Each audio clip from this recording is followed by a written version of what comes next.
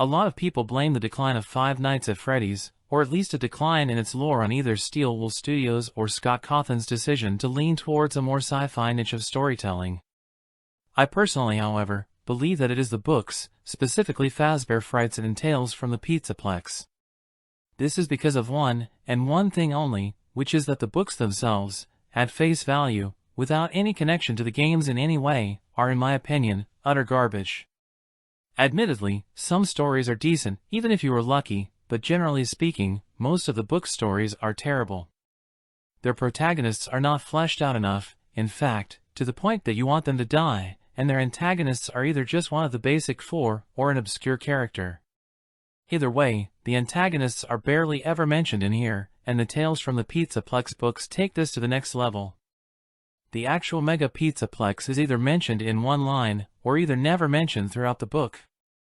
Even the books that do go ahead and talk about the Pizzaplex, in my opinion, don't give it any respect. For example, Tiger Rock features a boy going to the Pizzaplex and having a confrontation with an animatronic known as Tiger Rock, and then follows to completely disregard that story and show how he is troubled by the animatronic at his house and other places. Which reminds of the other biggest problem I have with these books, which is that we don't have any confirmation if these books are even canon the stories or not.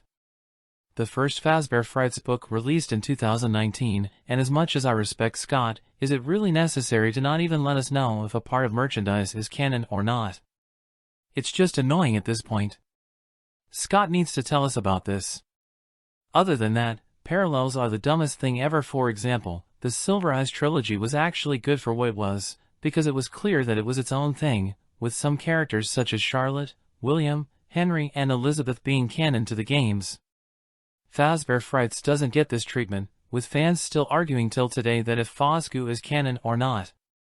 Stories such as In the Flesh just prove how bad the storytelling has gotten, and how uncreative the books are. With that being said, however, I'll tell you what, I like the stories in The Pit and The Mimic, because they are just good stories in general. I feel that when the books stop relying on the games for interest in customers, only then will the books get good. With that being said, this is my opinion, and I'd love to see your opinions in the comments section down below. For now, that's all from me. Watch this video if you liked this video, and I'll see you soon.